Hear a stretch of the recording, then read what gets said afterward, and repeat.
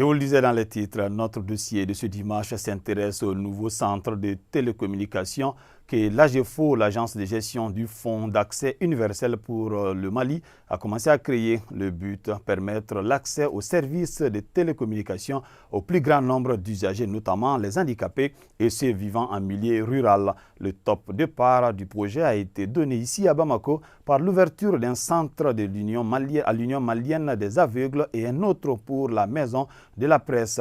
C'est le grand format de ce dimanche, réalisé par Cheikh Fantamadine Ndiaye.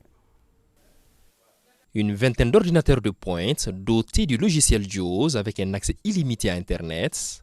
Nous sommes à l'UMAV, l'Union malienne des aveugles, qui accueille ainsi le premier des 60 centres de télécommunications.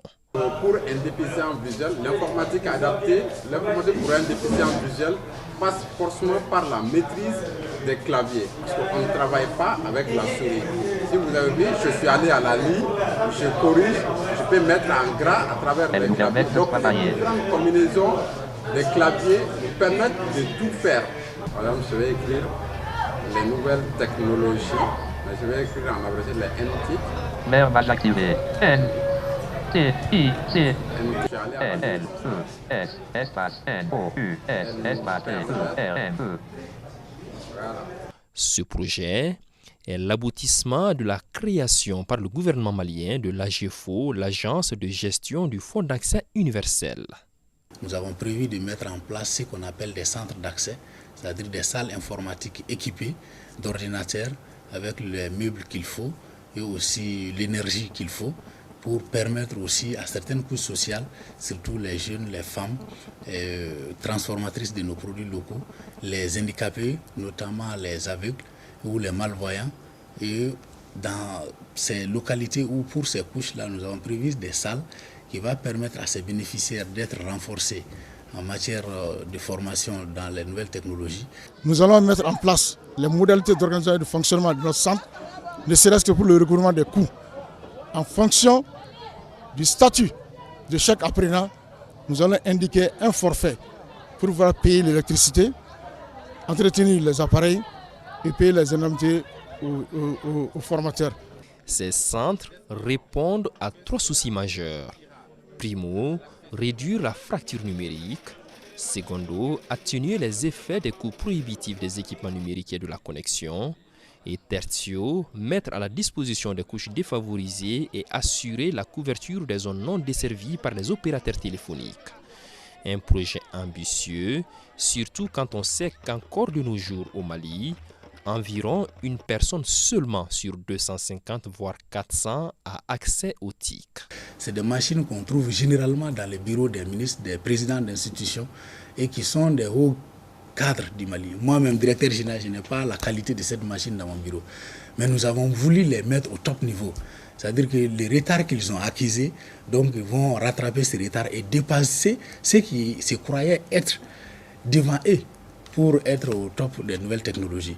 On ne va pas donner des équipements aujourd'hui qui sont peut-être en train d'être dépassés et demain de changer ces équipements. Donc on leur donne ce qui est au top niveau et dans ce cas, avant que tout le monde n'ait accès à cet équipement, et ils vont l'exploiter et au moment où les autres l'ont, ça trouverait qu'ils l'ont maîtrisé et puis ça ne serait pas dépassé.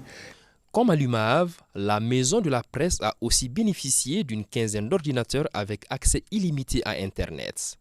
Un nouveau parc qui vient ainsi combler le vide laissé par la détérioration de la salle informatique de la maison. Nous avons eu écho effectivement de ce projet-là, donc nous avons fait les démarches nécessaires. Heureusement que nous avons été retenus. Et c'est le résultat que vous voyez comme ça, un parc informatique d'une quinzaine d'ordinateurs.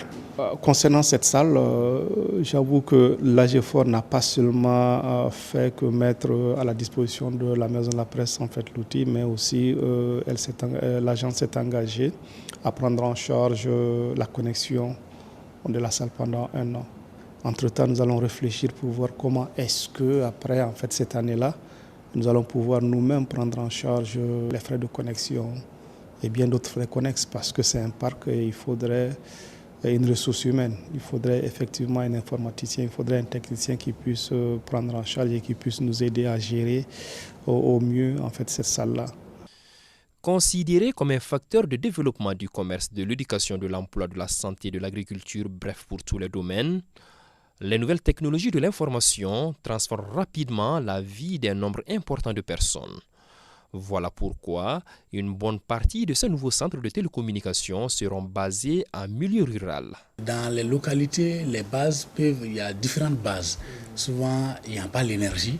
Et les localités dans lesquelles il n'y a pas d'énergie, nous allons mettre les sources d'énergie, c'est-à-dire les sources d'énergie solaire qui sont avec nos projets pour faire fonctionner les équipements. Et quelque part, même si nous mettons toutes ces bases techniques, il faut aussi que les ressources humaines qui utilisent ces salles soient appuyées, accompagnées. Et dans le cadre de ces projets, nous avons prévu une assistance annuelle.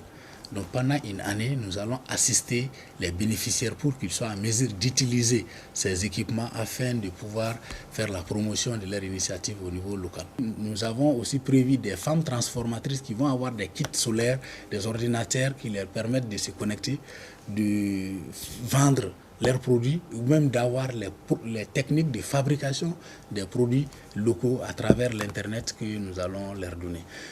Le coût total de ce projet est estimé à 3 milliards de francs CFA.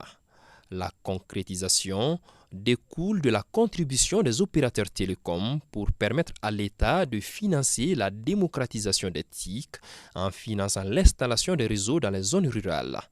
L'AGEFO, comme l'indique clairement son nom, est le gestionnaire de ce fonds d'accès universel.